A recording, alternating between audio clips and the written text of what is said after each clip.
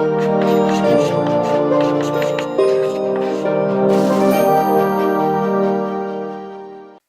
Friends, हम लोग अपना तीसरा चैप्टर पढ़ रहे हैं अकाउंटेंसी की। जो पहली किताब है उसमें तीसरा चैप्टर है जिसमें reorganization of a partnership firm.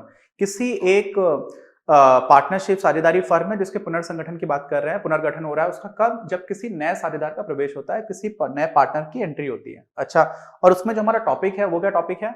वो टॉपिक है हमारा परिसंपत्तियों का पुनर्मूल्यांकन। ठीक है, क्या हो रहा है, जो भी हमारे एसेट्स हैं उनका हम फिर से री इवैल्यूएशन कर रहे हैं, पुनर्मूल्यांकन कर रहे हैं, और दायित्वों का पुनर्निर्धारण, दायित्व मतलब लायबिलिटीज।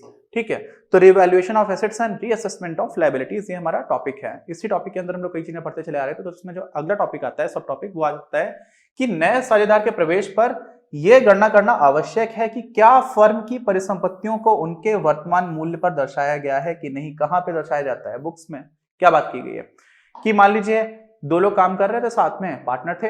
अब दोनों पार्टनर साथ में काम कर रहे हैं, काम चल रहा है, लेकिन जब एक नया पार्टनर आया तो देखा गया कि एक बार ये देख लेते हैं कि हमारी जो बुक्स है उसमें जो कुछ भी लिखा हुआ है कि इस परिसंपत्ति की इतना मूल्य है, ये लायबिलिटी आपको इतने रुपए की बाकी है, वो सारी चीजें जो वर्तमान वैल्यू है उसी पर लिखा हुआ है। ऐसा तो नहीं कि उसके कुछ चेंजेस आ गए हैं, कोई चीज कम हो गई है, कोई चीज बढ़ गई है, तो ये हमें करना पड़ता है, हमें रीअसेस करना पड़ता है। क्या करना होता है? रीअसेस करना होता है। अच्छा, अब इसी में समझ लीजिए, यदि परिसंपत्तियों का वर्तमान मूल्य पुस्तक में अंकित मूल्य से अधिक है, मान लीजिए आपने 6 महीने पहले एंट्री की हुई थी, आपके पास कोई चीज थी 1 लाख रुपए की, अब उसका आपको पता चल रहा है कि भाई ये जो चीज है वो बढ़ करके 1,20,000 की हो गई, तो 1.2 लाख की हो गई है। तो ऐसी स्थिति में क्या हुआ, आपकी जो परिसंपत्ति है उसका क्या बढ़ गया? प्राइस बढ़ गया। तो बुक्स में वो चीज रिफ्लेक्ट होनी चाहिए। ठीक है, तो क्या हो जाएगा, पुस्तकों में मूल्य का पुनर्निर्धारण किया जाएगा।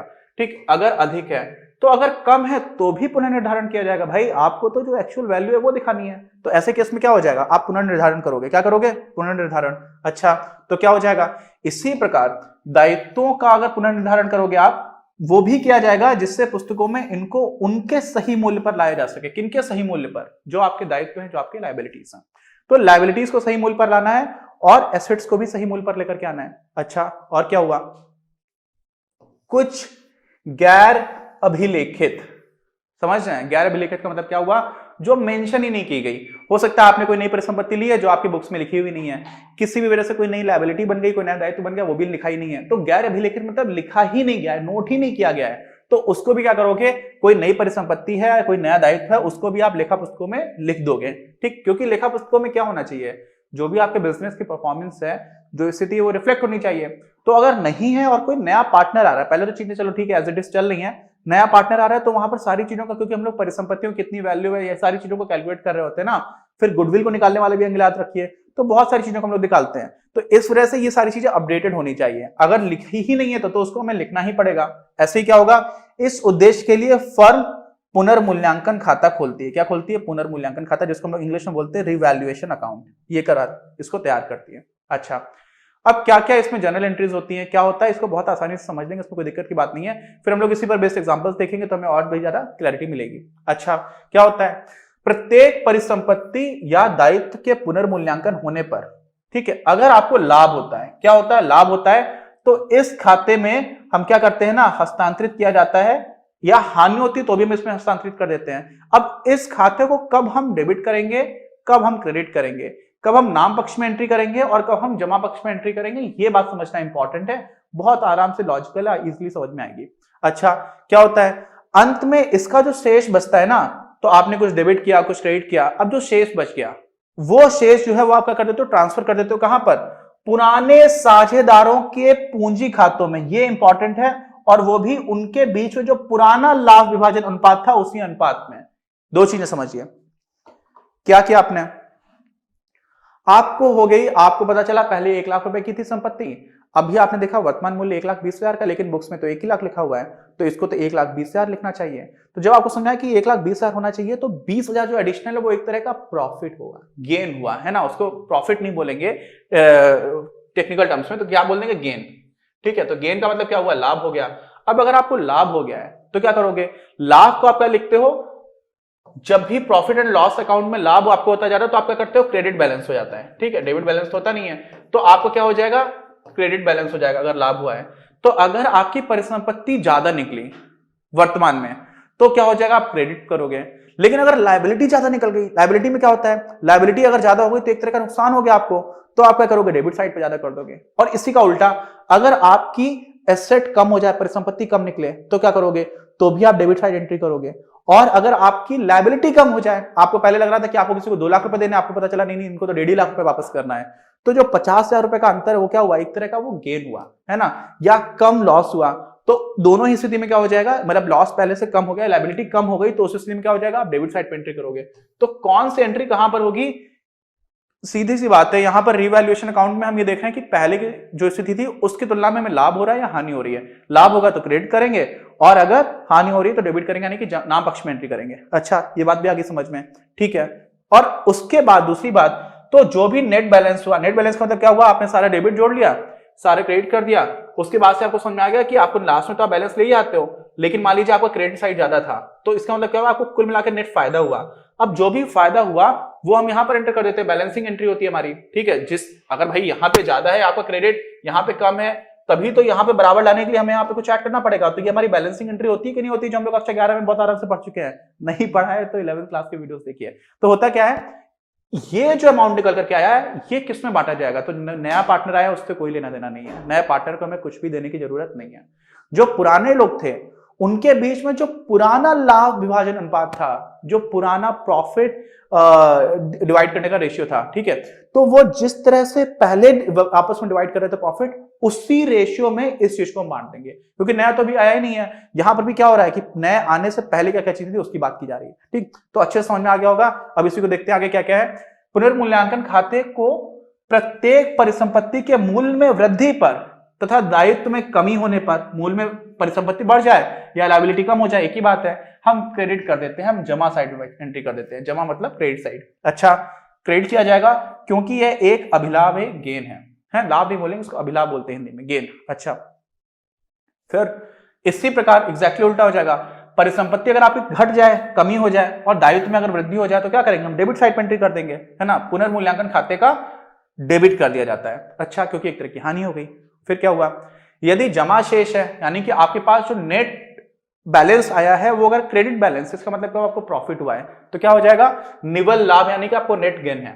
और अगर आपके पास डेबिट बैलेंस आ गया तो इसका मतलब आपको नेट लॉस हो गया है, निवल हानि हो गई है, निवल मतलब नेट। अच्छा, अब इससे चाहे आपको प्रॉफिट हो चाहे लॉस हो, जो भी है वो पुराने साझेदारों के बीच में उनके लाभ विभाजन अनुपात में हस्तांतरित किया जाएगा। किसको, जो पुराने थे उन्हीं को उनके हिसाब से कर दिया जाएगा। जो पहला वाला हमारा क्या चल रहा था, प्रॉफिट, जो उनके आपस में विभाजन चलता था, प्रॉफिट डिवीजन हो रही थी, जिस तरह से डिवाइड कर रहा था उसी अनुपात में हम इसको डिवाइड कर देंगे। हमको पूरी चीज समझ में आ गई, थ्योरी हमारी तैयार हो गई।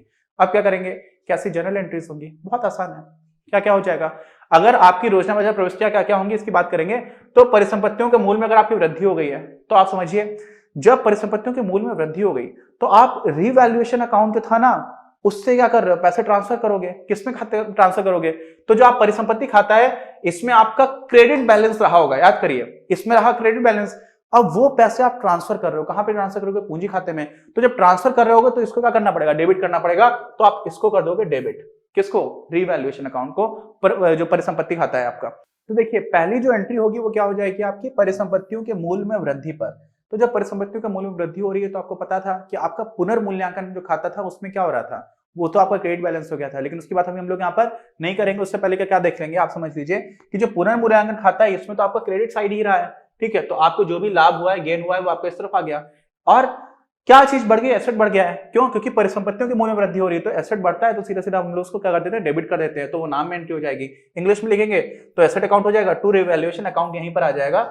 ये थोड़ा सा करेक्शन ठीक नहीं हुआ, और ये गेन जो है वो आपको यहाँ पर लिखा रहेगा, ठीक है। जो गेन है आपको किधर आ जाएगा, क्रेडिट साइड पर आ जाएगा, ठीक। अच्छा, ऐसे क्या हुआ, इसको भी आप हटा दो। फिर क्या हुआ, परिसंपत्तियों के मूल्य में कमी हो जाने पर, ठीक, तो ये वही चीज है, यहाँ पर भी एसेट अकाउंट ऐसा लिखा रहेगा और यहाँ पर लॉस आपका ऐसा हो जाएगा। अब कमी हो गई, परिसंपत्ति कम हो गई, तो क्या हो जाता है, आप उतने को डेबिट कर देते हो, क्रेडिट कर देते हो, क्योंकि परिसंपत्ति जब कम होती है तो क्रेडिट हो रहा होता है। तो परिसंपत्ति खाता जो है, जो भी एसेट अकाउंट था, उसको आपने क्रेडिट कर दिया, और डेबिट किसको कर रहे हो यहाँ पर, जो भी आपका पुनर्मूल्यांकन खाता है ना, क्योंकि पुनर्मूल्यांकन खाता में ही डेबिट तब हो रहा होता है जब हानि हो रही होती है। तो दोनों ही तरफ से क्या हो रहा है आपको समझ में आ रही है ये चीज, है ना, चाहे ये चाहे ये, एक भी तरफ से देख लोगे तो आपको पता ही दूसरे में अपोजिट एंट्री होगी, तो आपको यहाँ पर तो दोनों ही में क्लियर है, तो कोई कंफ्यूजन का कोई सीन बनता ही नहीं है। फिर क्या हो जाता है, दायित्व के मूल्य में वृद्धि पर, अब दायित्व अगर बढ़ गया तो एक तरह की हानि हुई है, तो इस वाले केस में क्या हो जाएगा, जो पुनर्मूल्यांकन खाता है वो आपका डेबिट हो जाएगा। अब यहाँ पे दायित्व की बात हो रही है, परिसंपत्ति की बात तो हो नहीं रही है, तो हम क्या करेंगे, दायित्व को बढ़ा देंगे, क्योंकि दायित्व अगर बढ़ता है तो हम क्रेडिट कर देते हैं उसको, तो हमने उसको यहाँ पर क्रेडिट कर दिया, ठीक है, यहाँ पर ठीक है, तो लायबिलिटी अकाउंट हो गया, रिवैल्यूएशन अकाउंट को हमने डेबिट कर दिया।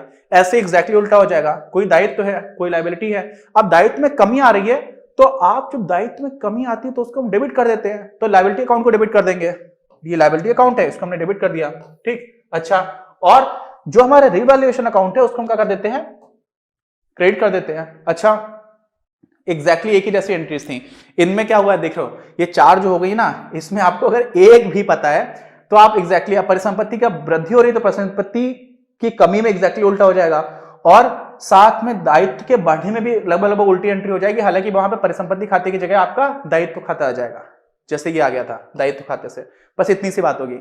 अच्छा, और क्या हुआ, ये बात आती है जो आपने लिखा ही नहीं था, कोई ऐसा चेंज हुआ एसेट में या लायबिलिटी में जो लिखा ही हुआ नहीं है, तो क्या हो जाएगा इसमें, गैर अभिलेखित परिसंपत्ति के लिए जो आपने लिखा नहीं है, मेंशन नहीं है आपकी बुक्स में, तो क्या करोगे, अगर परिसंपत्ति है तो बढ़ गई है, परिसंपत्ति तो नेगेटिव तो हो नहीं सकती, अब परिसंपत्ति कोई एसेट था आपने लिखा ही नहीं था, तो वो तो आपका सीधे सीधे क्या होगा, डेबिट ही होना है, क्योंकि वो तो बढ़ना ही है, और दायित्व तो है तो दायित्व भी बढ़ेगा ही, अब दायित्व बढ़ता है तो क्रेडिट होता है, परिसंपत्ति बढ़ती है तो डेबिट होती है, तो परिसंपत्ति क्या हो जाएगी, डेबिट हो गई, नाम पक्ष में हो गया, देखिए डेबिट हो गई आपकी परिसंपत्ति यानी कि एसेट, और जो आपका पुनर्मूल्यांकन खाता है वो आपको क्या हो जाएगा, क्रेडिट हो जाएगा, दोनों जगह पर रिवैल्यूएशन अकाउंट, ठीक, अच्छा, ऐसे ही गैर अभिलेखित परिसंपत्ति की जगह अगर क्या होगा, दायित्व होगा, तो दायित्व जो है वो आपका क्रेडिट हो जाएगा, तो पुनर्मूल्यांकन खाता जो है वो नाम पक्ष में हो जाएगा, तो पुनर्मूल्यांकन देखिए नाम हो गया, और दायित्व देता खाता जो है वो आपका हानि होगा, क्यों, क्योंकि यहाँ पर गैर अभिलेखित दायित्व तो है, आगे बात समझ में, एग्जैक्टली वही रिवैल्यूएशन अकाउंट को हम डेबिट कर देंगे, और जो लायबिलिटी अकाउंट उसको क्रेडिट कर देंगे।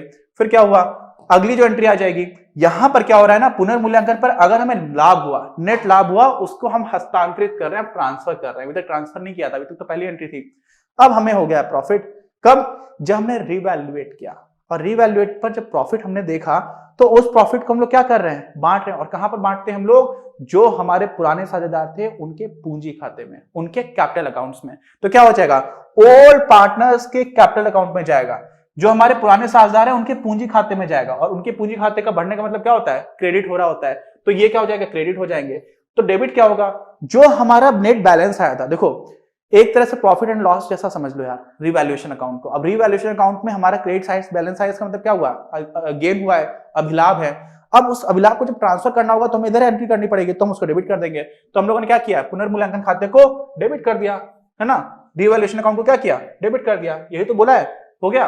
अच्छा, फिर क्या किया, पुनर्मूल्यांकन पर हानि को हस्तांतरित करना है, अब हानि कब होती है पुनर्मूल्यांकन में, जब डेबिट बैलेंस हो, तब डेबिट बैलेंस होगा उसको ट्रांसफर करोगे तो उसको क्रेडिट कर देंगे, तो पुनर्मूल्यांकन को क्या कर देंगे यहाँ पर, क्रेडिट कर देंगे, तो इसलिए पुनर्मूल्यांकन खाते से या फिर टू रिवैल्यूएशन अकाउंट, है ना, और किस किसको इंडिविजुअली क्यों लिखा हुआ है, क्योंकि पार्टनर जितने भी हो सकते हैं उनका एक एक का नाम लिखा जाएगा और उन सारे लोगों को डेबिट कर दिया जाएगा उनके अकाउंट्स को। अच्छा, और ये ओल्ड रेशियो में होगा, ये मैंने आपको बताया था कि जो पुराना उनके बीच में प्रॉफिट डिवीजन रेशियो है उसी में होगा। अच्छा, यहां पर हम लोगों ने जो भी थ्योरेटिकल पोर्शन था कि कौन कौन सी जनरल एंट्रीज होंगी, क्या होता है पुराने लोगों में पुराने ही रेशियो पर ही डिवाइड किया जाता है, किस साइड में कौन सी एंट्री होती है, सारी चीजें समझ ली, इसी पर बेस्ड हम लोग एक एग्जांपल देखेंगे अपने अगले वीडियो में, और वहां से आपको सारी चीजें बिल्कुल क्लियर हो जाएंगी। तो वो एग्जांपल देखना बहुत इंपॉर्टेंट होगा, क्योंकि अकाउंटिंग पूरी तरह से प्रैक्टिस का एक सब्जेक्ट है, प्रैक्टिस नहीं करोगे तो सिर्फ थ्योरी से काम नहीं चल सकता, थ्योरी क्लियर नहीं होगी तो क्वेश्चन गलत कर दोगे, तो दोनों चीजों को मिलाकर के चलना पड़ेगा। मिलते हैं अगले वीडियो में, कोई डाउट हो तो प्लीज कमेंट बॉक्स में लिख के बताइए।